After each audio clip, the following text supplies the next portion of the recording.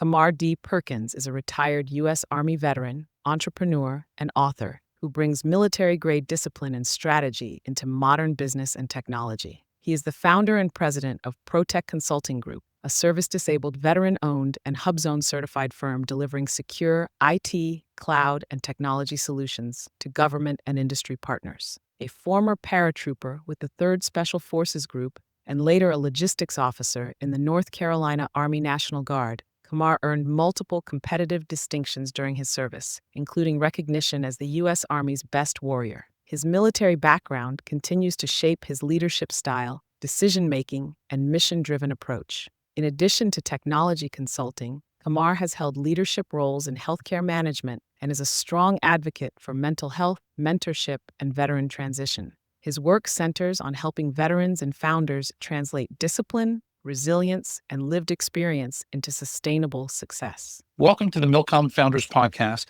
where we champion and celebrate military community business founders. In each episode, we will talk with a MilCom business founder, learn how they work through various obstacles and opportunities in business and in life. I'm your host, Rod Loches. Let's meet today's guest.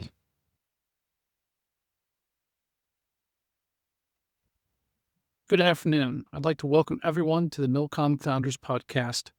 I'm your host, Rod Loches. On today's MilCom Founders Podcast, we get to champion and celebrate Kamar Perkins, a U.S. Army veteran, while we hopefully educate and inspire other business owners. I always love doing these things. They're so inspiring for myself. Kamar, thank you for joining us today and look forward to hearing the rest of your story. Hello. Kamar, how are you, sir? I'm good. Hey, is this thing on? Yeah, we got you. Kamar, welcome to the show. Thank you. But tell us a little bit about Kamar as a person. What makes you tick? What's important to you? Yeah, so I'll start with, I was born in Washington, D.C., reared in Prince George's County, Maryland. So go Terps. I'm a Washington Commandos fan, but I'm a Baltimore Ravens. We'll figure it out one of these years. I grew up in the Prince George's County area. I joined the Army relatively young. I was a ward of the state. My mom sadly lost her life tragically when I was 5 years old. So my childhood was just a bunch of figuring it out. I was fortunate to be adopted by my cousins there in Maryland, who I call mom and dad this day. Dad, he raised me like one of his own children. He instilled a lot of the values that I carry today. My mom instilled those values in me as well. Yeah. My dad would always say, a man who loses his word is not a man. And so that integrity piece is what has carried me throughout my life. I joined the Army when I was relatively young. Kamar, what's your dad and mom's name? Your Bill and Linda Suger. Bill and Linda Suger. Bill and Linda? Yep, Bill and Linda Suger. That's an amazing story of love that you share. So thank you for doing that. Yeah, absolutely. I would not be here with you today. I can 110% guarantee it if it wasn't for those two individuals. And honestly, it was a village effort. It was my mom and dad, Bill and Linda. It was an entire village. It was a community of strangers, peers and mentors. And I actually wrote a book about it, honestly. I wrote a book about it that I published. It's called Against All Odds, and that's out. I thought it was important to write that and share what I went through, where I'm at. Because honestly, I wanted it to be something where other people who may have came up with similar struggles could read it and go, if he can do it, because that's a reality. If someone else can do it, you can do it as well. Just up and keep going. And so that's what's important to me, right? What really makes me tick, what makes me get up every morning, throw my shoes and my shirt on and head out the door no matter how tired I am. It's just the amount of impact that I'm able to do. I try to do something every week. If I was blessed to do it every day, something that's impactful, something that could help the next person or persons, it's something that brings good. I'm in my operating area and I want to change that area for something positive in that area, as much as possible, as much as humanly possible as I can. So how old were you when you first started thinking about joining the military? Well, so, when I started thinking about the military while I was still in high school, it's actually a funny story of how I got recruited into the Army. And a lot of people have these funny recruiter stories. I mean, these recruiters are getting really good at this, Uh-oh. So my younger brother actually joined the Marine Corps while we were still in high school. I thought I was going to be a famous baseball player. It just didn't work out directly. And I was for sure going to be the next big pitcher to come out of and I was going to throw a little 92-mile-per-hour fastball all the way up to the big leagues. Just now, I joined the Army. I think I was about 18, 19 years old when I joined the Army. And the way I got recruited is I had originally went to the Air Force. I tried to go into the Air Force. They told me I was too fat. All right. So they were like, lose some weight and come back. But I had great ASVAB scores. They were like, all you got to do is lose some weight, hit this weight, and you can come back. I tried to join the Marine Corps. Went to go see the Marine Corps recruiter. I was like working at, just very unfulfilled. And I wanted to do something more. And so I'm going in to see the Marine recruiter. Now, this could be funny. Remember, the Air Force was first, all right? They told me I was too thin. So I'm going in to see the Marine Corps recruiter. Once again, they're not there. And so the Army recruiter steps out into the hallway. And he goes, hey, who are you looking for? And I said, I'm looking for the Marine recruiter such and such. And he goes, huh? I know him. He's like, yeah, come in here. I think I got his number over here. And so I go in and I sit down at his desk, and he's like searching through the drawers as if he's somewhere. And he said, what makes you want to join the Marine Corps? And I was like, well, I'm trying to join the military. My father says I need to make a plan. I'm a man now, and I got 3 months to get out of his house, figure something out. He's like, oh, we can have you out of here in the Army within next month or two. He's like, I can help you with that. Right. yeah.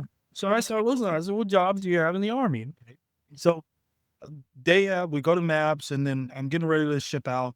You got to go back through the MEPS process where you do your final swear-in before we ship out. And lo and behold, I run into that Air Force recruiter there. And he says, you're kidding here. And I said, well, I'm getting ready to ship out. And he says, in what branch? And I said, the Army. So what do you do in the Army? And I tell him, and he goes, you could have did that in the Air Force. I said, you told me I was too fat. He was like, lose some weight. I said, a hard stop. I had to be out of his house in 3 months, and the Army guaranteed. Here we are, 30 days later, and I'm shitting. January. And what did you do in the Army? So I was a quartermaster officer. That's where I ended my career, and I was an AA Mike to begin. Yeah, so I enlisted as AA. And you were what? I ended as a quartermaster officer. So I went green. So I started as AA Mike, and then I went green to gold as a quartermaster officer. God, very cool. What's AA Mike? Motor shows. I think they changed the name on it now, and it's like some heavy something. Got it. How many books have you written then, Kamar? Two. So I have 2 books. One, my first book is called The Added Value. So that's something that I take really personal. It talks about pretty much my concept of how I do business and how to be a value to your partners, to your customers, to your teammates and stuff like that. And not approaching business as a handout. Hey, can you give me some FTEs on this role? Hey, can you give me this? It's more of, okay, this is what do you have going on and how can I add value to them? Because I think that in anything we do, whether it's relationships, whether it's business, I say a business deal is just like a relationship, right? It's like, I'm adding value to you in this segment. You're adding value to me in this segment. And together we have a relationship. It's the same thing as your customer, right? Obviously, your customers are adding value financially. They're allowing you to create jobs for your company, and you're giving them the best product or service humanly possible. So the added value, how to build partnerships that actually work, was my first book that I wrote. It took me forever to write that book. Now that one's very detailed. Wow. And then Against All Odds, that book was published late last year. That one just talks about my personal life, from being homeless as a kid to sleeping out on the bus stop with this old Marine veteran, to some of the words of wisdom, which I actually have written on my floor mats in my car. This quote that he said to me when I was a kid, he says, it's not about where you're going in life, it's the journey and who you become along the way. And I never forgot those words that he would tell me. So it just talks about that stuff. And I carry those lessons every day. And so that book, I designed it to be like a reflective. So at the end of each chapter, it's called Reader's Corner. It asks very reflective questions about the chapter before what you just read. So I think I could be biased because I wrote it, but I think it's a good read. Well, I don't have it as challenging, but I can relate. When I was 15, I moved out my parents got divorced, and I decided I could divorce. If they could get divorced, I could divorce them. And I moved out of the house and moved in with another family who really taught me a lot about love and family and commitment and just so many things. So different circumstances, but I can relate a little bit. I think all of our challenges are significant, right? They teach us something and they guide us. When you look back, there's a reason why therapists, anytime you sit down with a therapist, they say, tell me about your childhood. Because there's some key developmental pieces in those younger days that are going to carry you for the rest of your life. There's the whole story. I don't know if you ever heard the old country story about the ham in the oven or the hog in the oven, and grandpa would cut half the hog and put it in the oven. 3 generations later, they're like, why do you cut half the hog and put it in the oven? Grandpa says, oh, back in my day, you could only fit half the hog in the oven. And they've been putting half the hog in the oven all these generations later. They can fit the whole hog. So I think everybody has a story, and that's what makes people so unique, is that their story, those development days, the lessons that they learn, and the lessons that we fail to learn too. Yeah, absolutely. As teacher. Yeah, that's a good point. A few years ago, I lost the ability to talk, and medical situation happened, and I couldn't talk for about 6 months. And I learned that the beauty of life is becoming a story seeker, which is kind of what I'm doing here today. To give people a chance to share their story became so inspiring to me. It kept me going when I thought I'd never be able to talk again. Now, my wife probably wishes I still couldn't, but hey, that's becoming that story seeker and being able to let people share their stories and inspire and educate others because of the foundations that we have. And I appreciate your openness in sharing that. And I literally pray that your story is able to impact and help other people. Thank you. Yeah. So in that little organization called the U.S. Army, Mar, what's some of those moments that you remember that helped you understand what leadership looks like? Yeah, I think I was very blessed and fortunate in my career. I spent most of my enlisted time working within the special operations command and support over there. And what I'll say is that in comparison, right? So in comparison, it's a big boy world. But the leadership that I was able to have there was phenomenal, man. I mean, even some of the leaders I didn't like, and I hope they watch this. During my time, I did not like you, but now I take your lessons with me forward. I think I learned so much from them. I mean, from compassion to just when to apply the right amount of pressure, the ability to counsel, right? Like, I am doing this because here's a road forward. I'm going to give you an objective. You're going to complete this objective, and I'm not going to breathe down your back unless you show me that I need to lead you in this direction. So being able to lead people from all walks of life, I think, is phenomenal. And then taking away some of those abilities, just being on time, being present. They say right time, right uniform. That's half the battle. That's half yeah. Just some of those key elements in learning how to show up and show up every day, doing the things you don't want to do when you don't want to do them, and you carry those forward. It's interesting you say that about doing the things you don't like as well. These days, when I hire a new team member, I got to remember this in my next hire, is to ask them this question is, how do you handle things that you've got to do that you don't like to do for your business, for work? Because there's no way, even as a business owner, that you're going to enjoy 100% of what you have to do. Collections or firing somebody. There's so many things that aren't, but they have to be done to protect the company, protect the other team members.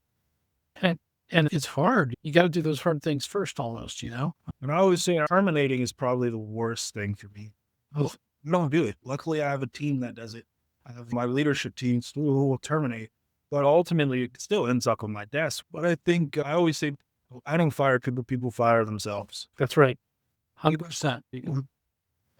Give them a chance, and then they choose not to do what needs to be done. They don't do the hard work, and then, well, I understand that. It doesn't make me feel good because my goal is, and every time I meet with a new partner, I was just sitting in Durham County right before the new year, and I wanted to work on a project with Durham County. They have a couple technologies that they want to come out with and redo their system, which is extremely old. I think it's 20 plus years old. They're still operating on that. And I said, let's do this. I was like, let's hire some of these from some of these colleges, right? I feel like North Carolina has some really good hidden tech talent here. Let's hire these students. And in every segment, there'll be a senior engineer or a senior data analyst, senior data scientist, and then we'll have 2 or 3 students that go up under them. I said, imagine what we could do. Or they could go from working on this system to going to work for Booz Allen, who's going to pay them tremendously more than I can, right? If you're in college and you have this type of experience, your resume pitches itself at this point. First thing I did when I sat down, my CTO looked at me like I was crazy. My EA was like, I can't believe you just did this, but this is how I lead. She was new at the time. This is how I lead every meeting. I go, are you interested in making impact, creating jobs, and doing something good in this economy, boosting this economy, paying people less and things like that. I said, if you are, good, let's have a conversation. If you're not, very respectfully, let me know. I don't think this is the table I need to be sitting in. Resoundingly, everybody at the table was like, absolutely, let's talk. That conversation went into a 2-hour conversation, and now we're working towards some good stuff. But I approach my partners the same way, right? I like jobs so that people can earn sustainable living wages. They don't have 2 to 3 jobs to feed their family and their kids at home. I want to create that work-life balance. You should work to support your life. Your work should not be your life. We have to create freedom. That's what I'm about. Yep, absolutely. So who's the best example, and then I'll get into your business of today, but who's a great example of a good leader that you did work for in the Army or that you looked up to in the military? I'm not sure if he's a major, if he retired yet. I think he's been in the Army for quite some time. He was an E7 when he went to OCS. And last time I talked to him, we were really good friends. He was my first company commander. His name's Major Ralph. He may have promoted after his last tour. He may have promoted now. I would hope so, unless he retired. But Major Ralph Peen and then First Sergeant Jermaine Wiley, okay? First Sergeant Jermaine Wiley, hilarious voice, but he was from Little Rock, Arkansas. Oh boy. And boy, oh my God, shoot, this dude was a firecracker. But they had 2 completely different leadership styles, but it worked. Yeah. Really. So First Sergeant was like, he was going to be hard on you, but he's also going to let you have a good time. We're going to have fun together too.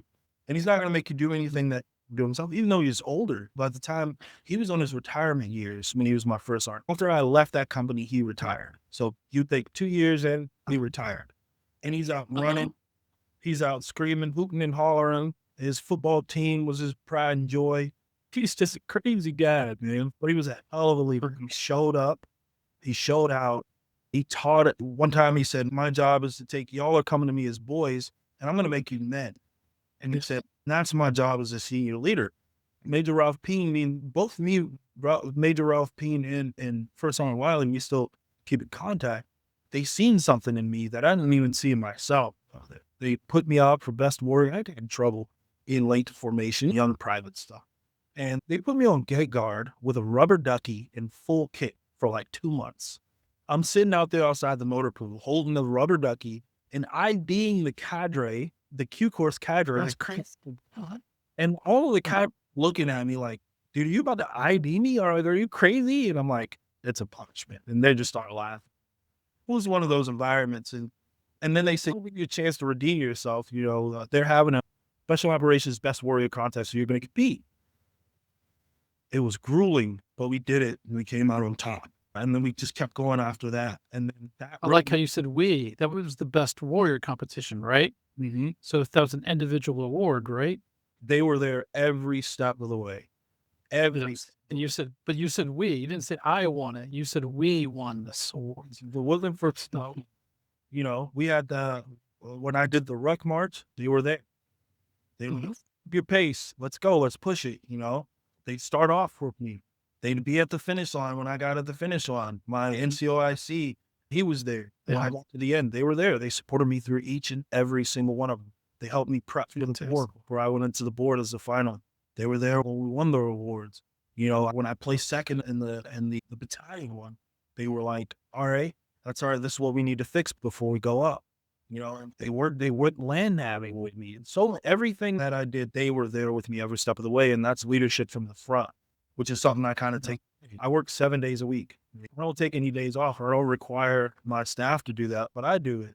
And believe it or not, if I was to text Jessica and Sheer on a Sunday night, they're going to do it. They know that I'm working, and I guess it just kind of rubs off on them. So, a great career in the military, and thank you for your service. How do you go from being in the military, retired, and decide, hey, I'm going to start a business? How does that happen? That's got to be an interesting story. Yeah, it's called undiagnosed ADHD. I just couldn't sit still. I couldn't sit still, you know what I mean? So when I first started, you know, my mother she was addicted to drugs, a drug of the 90s. And because of that, she was murdered when I was 5. So to be very specific about that, she was murdered when I was 5. And so I had the fortunate opportunity. I was praying about on the way, maybe about a year or two before I was praying about, I wanted to do good. I wanted to make money, but I wanted to live a life of purpose and service. I wanted to be able to make money and create programs and do these things. I'm sitting in my tub, right? Sitting in my bathtub, no water in the tub, just sitting there, just shower. And I'm crying. Like, what do I do? Oh, I don't know what to do. And I get a call from a really good friend of mine. And he says, hey, this physician, she needs help. And I want you to go down and help her out. She needs to build a team. You're really good at building teams. That's always been my talent, is identifying people who just have a knack to get things and putting a team together that can go after and get it done. It's always been a skill of mine that I never knew how to use until today. And I'm still learning as we go. And so I go down and I help her build this practice out, and it becomes an addictions clinic because I wanted to honor my mother's memory. And I said that if I can save one parent or mother from the tragic loss that I witnessed, then that kid will have a better life than I did. And so that starts my road in impact. And now I'm fortunate to have 4 medical clinics, and we'll open up a 5th one in Durham, North Carolina, that will give free addictions treatment to military veterans across the state of North Carolina. Are you saying that's your business? Yeah, we're opening that. It's going to be called Divine Medical. It'll be opening in Durham, North Carolina. I'm hoping mid next year. We're just waiting on some documentations and stuff like that to come back. Obviously, the state processes, EIN. So all of that stuff will come back. Concept's already built out. Staff is on standby. And we'll open the doors for telemedicine starting next year. Then we'll build out the infrastructure. We'll find a space, build that space out, and then we'll take inpatient clients as well. That's what led to that. Now, once that happened, and it was like kind of on autopilot, right? Let me ask you a question, Kamar. Of course. What's the name of the treatment center again? It's going to be Divine Medical. The ones that are now are priority. It's okay. And you own those too? Yes. Mm-hmm. So I'm a partner of that one. Got it. Okay. And then why did you decide to name this one Divine Medical? So I wanted it to represent something. I wanted it to be more of a community care base. The misconception about addictions, right, is when you're trying to cure someone for addictions, it's not just the physical part of it, right, that you have to treat. You look at the person, an addictions patient, or anyone dealing with any type of addiction, the whole person, right? So that's the mental health aspect, the spiritual, and then the physicality of that person as well. Yeah. So it's the mind, it's the spirit, and then it's the body. And so divine represents to me that entire encompassed treatment plan, right? Because we can easily just give you Suboxone, but that doesn't treat the root cause of what keeps your mind going back to, I need this substance of change. Okay. That doesn't give your body the chance to heal from the years of abusing that substance, right? So we have to treat the entire person, and it's all individual based. There's no one shoe fits all. Right, every single patient has their own custom treatment plan and their road to recovery, and I think that's the most important part. So we'll move towards the Divine Medical, the Divine Medical name. I thought of it as a whole journey, because it really is. The road to recovery is very much journey. Right? It is, absolutely. But divine is a very specific word. Divine intervention. Divine intervention. Okay. You're on board. So and it does take divine intervention, doesn't it? I think for many of us to leave the other things behind. I think it does take that divine intervention to leave it behind. So I really like the name. And of course, it spiked my interest. And I think there's a lot more conversations we can have around divinity. That's for sure. Always. Yeah. So you're on Divine Medical. Yep. But you also own, I think, a GovCon business, right? Yep. So ProTech Consulting Group, and the story. So I'm a bit of a nerd. So ProTech Consulting Group was when I wanted to get into this specific space. We'd built this program out, Bridge, which was a part of When People Work. It was a nonprofit organization that helped veterans. That we were attacking recidivism within North Carolina. So the goal was to help formerly incarcerated veterans stay out of prison. And so that became a one-stop shop. So it's the mental health, it's the getting them their IDs, finding them a safe place to stay, and then helping to rebuild their complete lives, walking them through the process if they don't know about their benefits from the VA Sure. into the VA system. We built this program out to be a custom fit for every single person that came through. So that was VetsBridge. When people work was VetsBridge was the year when people work. I was in control of VetsBridge. So that was my project. My really good friend Sherrod Knox was in control of when people worked and the entire company as a whole. So when I was leaving, before I made an exit out of that, because I was like, all right, this is a good point for me to, step out. I want to do something else. I said I wanted to do GovCon because I figured I could create more jobs in this space, contractor roles, full-time roles, could meet the people that I needed to meet and have more of an impact in another room. So what I did was I took the government spending and government budget and I looked at it, and this was like 2022, 2023. And I said, what are we spending the most money on? And what are we projected to spend the most money on? Well, at the time, it would have to be software development. Now, if you remember in 2022 to 2023 leading out, artificial intelligence, machine learning had popped. Those buzzwords had popped on the scene. Sure. Yeah. And so I'm like, okay, this falls into very, very easily into your software development, your general IT services and things like that. You can implement these systems in there. So what I did was, Fred, I don't know the slightest thing about it. So I went out and I found some of the top people in the industry that I thought were very good. And I said, do you want a job? I mean, my CTO, I met him at this place called Vicious Fishes Brewery. It was great. I think it's a veteran-owned spot, actually. So I went out Very cool. and I said, tell me about yourself. And we sat down for about an hour and I said, I'd love to offer you a position. And he says, are you serious? And I was like, yeah. I was like, this is what I'm doing. This is what I want to do. Here's my mission. And he says, I completely align with that. And a shout out to this guy. I wouldn't be able to do any of what I do without him. No one's going to know my company better than I do. But when it comes down to that technical aspect, oh, he's a genius. And what's the name of your GovCon business? ProTech Consulting Group. ProTech Consulting. And then your niche in the GovCon space is So we build out, machine learning. so we build out systems. So we're a software development company that builds out systems with the implementation of artificial intelligence and machine learning. But I like to say in a very short way is that we take something that's an idea and we make it a reality and we scale it. Along your cybersecurity aspects, your data analytical aspects, and all those things that come into the tech space. I'm very adamant about building custom solutions. I never wanted to sell a product. I always wanted to sell the service of making something a reality that was not a reality.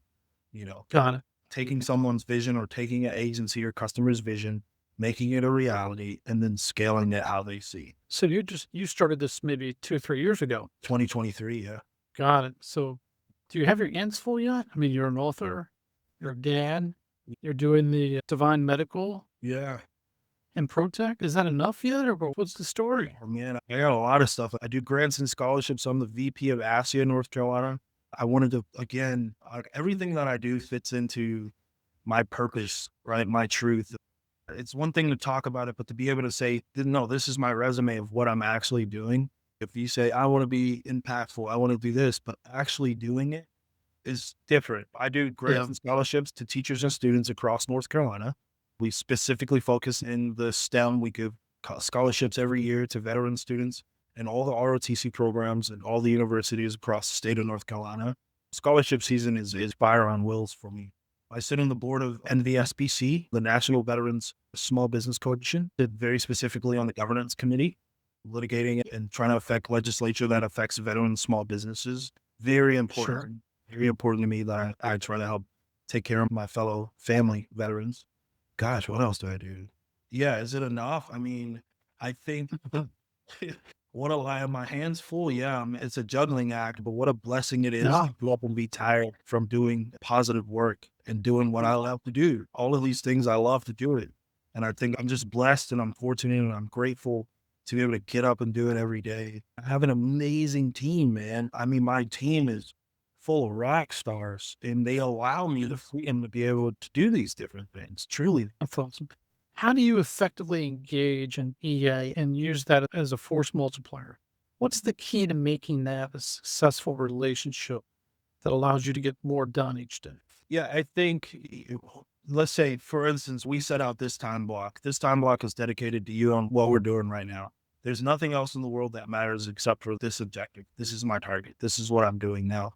and then being honest, leading with integrity. If I can't do it, or if I don't understand it, or whatever, I need to let that individual that I'm engaging with know, hey, here's my limitation. And then together we figure out a solution. It's one thing to have a problem with no suggested solution. I can't do this, but I can find someone in a skill set, or I have an idea of someone who may be able to do this.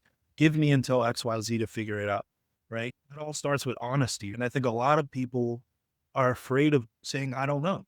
There's nothing wrong with not knowing. It's when you don't know and you come up with some nonsense, that's when the problem is. Instead of just saying, I don't know, and then you guys figure it out, because that's the most important part about a team. And that's how you become a true force multiplier. Dad always said 2 brains are better than 1. These 2 brains come together to find a solution for this problem, versus you already knowing your 1 brain and you're trying to make up a solution on the fly. So you're building ProTech, you're building Divine Medical, you're participating with FCA and VSBC, which is a great organization. I need to get back involved with that. Yes. What do you get back there? All the individuals on our board are phenomenal people. We just had our gala in November, and we had a board meeting up there. I think this was the only 3-hour board meeting I've ever enjoyed every single minute of it. You enjoyed it. Okay. Brain power in this room. They should all run for Congress. So is it the brain power, or is it the heart power? Is it the sense of gratitude and service? Yeah, I think everyone on that board shares a sense of we want to do this for our veteran community. You have a bunch of people that are veterans, former veterans, and the sole purpose of this organization is to create opportunities for veterans that are in the space, veterans that are coming in the space, veterans that are looking for job opportunities, that want to expand their business. And I can tell you, everybody on this board really cares, man. They really do. Yep. Or they wouldn't fly into DC and sit in a board meeting for 3 hours, and they didn't care. Yep. People come from Tampa, Arizona, Denver. We all flew into DC just to meet on what are we going to do? We're fractional CFOs. We have 16 people that work for us total now.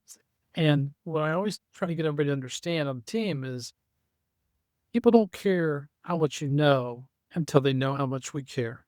And that is, to me, that we have a lot of smart guys and women and women that work for us, but it's really about, and I think it's the heart first. Yeah. If you make that connection, that trusted connection, then you can really help people grow their business. Yeah. Because knowledge is not enough. Being the smartest person in the room is not enough. Being able to relate, listen, understand, empathize, those soft skills are what makes success today. And to me, leadership today in AI is even more important. Yep. Without that leadership, we're dead in the water. And leadership is based on trust. You know what it's based on. But FM Manual 34-22 or whatever the heck it is. But I recently took the field manual. This is really funny, Kamar. I took the field manual leadership, and I converted it into a field manual on leadership for financial organizations like ours. How do we provide financial leadership? It was amazing that I could use AI, coach it, and within 2-3 revolutions or revisions, it was pretty powerful. I'm like, that's crazy. That's crazy. Yeah, I think the United States military is the best ran business in the world. Everything flows, right? I mean, down to your support all the way up until your combat elements. I mean, it all just, and if you look at how it's set up, it's not set up, we always say this, and as a former officer, all my officer friends, don't be mad at me when you see this, that the NCOs are really the backbone of the United States military. They truly, right? Because there was a comparison between the Russian Ukraine and why they're so unsuccessful versus the U.S. They said because everything's top down, the officers are the ones that make all the decisions, and the when they're on the floor. And the United States Army is not like that. It's completely different. Right. Understand, that there's a reason why there's a first sergeant with every commander at every level. There's a sergeant major with every commander at every level. That first sergeant is your eyes and your ears. He's ears to the ground on your truth. Yep. I think taking some of those lessons, just the operational aspect of the United States military, any branch, you pick any branch, just the operating efficiency of the United States military, your business will do great operational. So in the spirit of sharing to inspire and educate others, what's a big challenge you've had in business that you were able to power through. Talk to me about one of those challenges that you've come through the other side, or an obstacle you've overcome, an opportunity you powered through. I think acquisitions, right? I think in any business, especially the services industry, product industry, I think acquisitions, client acquisition, contract acquisition, I think that is one of the most challenging things. You can have so many gurus out here that's going to say, this way is the way. What I have found, that was very challenging. For the first year, I think I was doing a response to maybe 20 RFPs per month. Single RFP. It's a year of business. We didn't win anything. It was just all money out of the pocket at this point. And so by year two, I said, what makes us what would make you successful? And I started just cultivating relationships. I heard this quote that says, your network is your net worth. Well, anyone that's out there that's deciding to get into defense contracting, that's in the military, very specifically, let's talk to our veterans. You're still in the uniform. Leverage that to meet with the people that you need to meet with now, because I can promise you, where you can walk into Sergeant Major's office, knock on the door, and go, hey, Sergeant Major, I have this idea. I'm about to get out in 6 months. I want to start a company doing X, Y, and Z. Sergeant Major says, well, you should talk to such and such. He runs the program office in that very specific area. You walk in, you knock on the door and say, hey, in 6 months, I'm going to do X, Y, and Z. You can have those conversations. Me as a have trouble getting on base these days. Funny. Yeah. Yeah.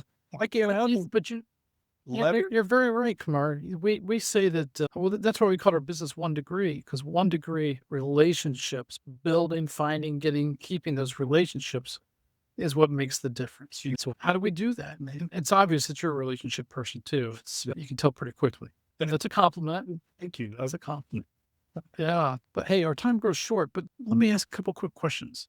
What does success look like for you in the next 5 to 10 years? So I think, here's how I gauge my success. Not even in 5 to 10 years. I think 5 to 10 years, if I had to say something, 5 to 10 years, I want to create as 10,000 jobs, 5,000 in the next 5, 10,000 in the next 10, 1,000 jobs a year. I know it sounds unrealistic, but it only takes 1 or 2 opportunities to do such. It's my goal, is the impact. I want to create jobs. I want to boost the economy. I want to create sustainable income, and I want to make differences in the communities that I'm in. There should be no place where we have an opportunity, a contract, or we're getting paid out of that we are not investing back into that community. Yeah. That's very important to me, But I would say what my success is deemed on, and I know this is going to sound ludicrous, when I die, if one person at my funeral stands up and say, because of that man laying in that box right there, my life was even this much better, or he made a difference in my life. He taught me X, Y, and Z. That's what I call a successful life. My grandfather, whose uniform that is, when he passed away, I gave the eulogy. Grandpa had 8 sons or eight children, and I was blessed to give the eulogy. I don't know why they entrusted me with that. I gave the eulogy honoring Grandpa and Grandma both, really. And after that happened, when my grandpa passed away, he was 96. This very senior African-American gentleman came up to me, and my grandpa owned a foundry, ran a foundry for 50 years, ever since World War II. And the African-American gentleman came up to me. He says, your grandpa was a great man. He was so gracious and kind, and he treated me just like he treated everybody else. Back in the 50s and 60s, he said, he made a huge difference in my life by treating me as I should have been treated. And like a hero. So that was, and Grandpa treated a lot of people that way, or everybody. And that beauty, when the gentleman came up and shared it with me, I will always remember that, So I think you've got a great measurement of success. And I pray that's 40 years down the road, 50 years down the road for you, And I love your big ass goal, 1,000 per year. I mean, holy crap. That's an inspiring big ass goal. So that's pretty cool. So here, our time's going real short. I got a couple quick questions for you. Just go for it. What are some resources you want to share with other people to inspire or educate them? Yeah. NVSBC, a ton of knowledge. If you're starting a business, you're a veteran. NVSBC, all of your states should have a business center, a veteran business center. So we have NC Vets Biz here in North Carolina, which I'm a member of as well. And I support them as thoroughly as possible. You have AFCEA, which is all over the country. And we even have a presence in Europe and so forth. definitely get involved because they are going to put you in a room with some movers and shakers, and you can let the networking, let the relationships flow naturally. And then finally, there are companies out here that very specifically focus in veteran startups and veteran businesses for financial purposes. That is super important because they're going to understand all the complexities and all the opportunities that veteran businesses have that are available to veteran-owned businesses, a woman-owned small business, your veteran-owned small business, minority, etc. Very specifically find those financial people that specialize in those categories. I promise it's going to make all the difference for you. So, Kamar, if people want to find you and your companies, how do they find you and your firms? Tell us the best way for people to find you. Yeah, so our website is www.protechconsultinggroup.com. You can find me on LinkedIn at Kamar Perkins, and yeah, that's where you'll find me. Yeah. I like to say you can Google me now because apparently I'm Googleable, which is kind of crazy, but yeah, you can do this. Yep, absolutely. Well, because with a unique name as mine, Rod Logis, I say, I'm like, what's the thing? Tigger. Tigger was the only one, Winnie the Pooh. I'm the only one. There's only one Rod Logis in the world. So at least let's pray there's only one, but that's for sure. There's another Kamar B. Perkins running around here, but I'd love to meet the guy. I never can, huh? He can't be as nice as you, though. That's for sure. So, yeah, I just want to say thank you so much for being on the show here today. Yeah. I know it's going to educate and inspire people. I appreciate your transparency and your openness. And quite frankly, your brotherly love towards all people is very evident out there. And that's so appreciated. We're going to donate $100 in your name to the MilCom Scholarship Fund that we have. And that goes to the child of a military veteran, military family, to either attend university or trade school. This year, there'll be 2 scholarships, roughly about $3,000 each. So we're very excited about that. Come on, and doing that with you and everybody else that's been on the show this past year. So what's one of the things we can do to support you in your business? I mean, honestly, I thrive off relationship building. If there's someone that you think I can add value to, or we can add value to each other, please, a soft introduction. If you need a software or technology build, please reach out. If you have some impactful work, this is most important. It should have been the first thing said, but we'll save the best for last. If you have some impactful work that you want to do and you just need advice or you need to figure it out, I will 100% cut time out of my schedule to help you in your journey of impact. Absolutely. Thank you. Fantastic. Appreciate it so much. So, thanks for joining us on the MilCom Founders Podcast. If you know a MilCom founder with a story to share, reach out to us at milcomfounders.com.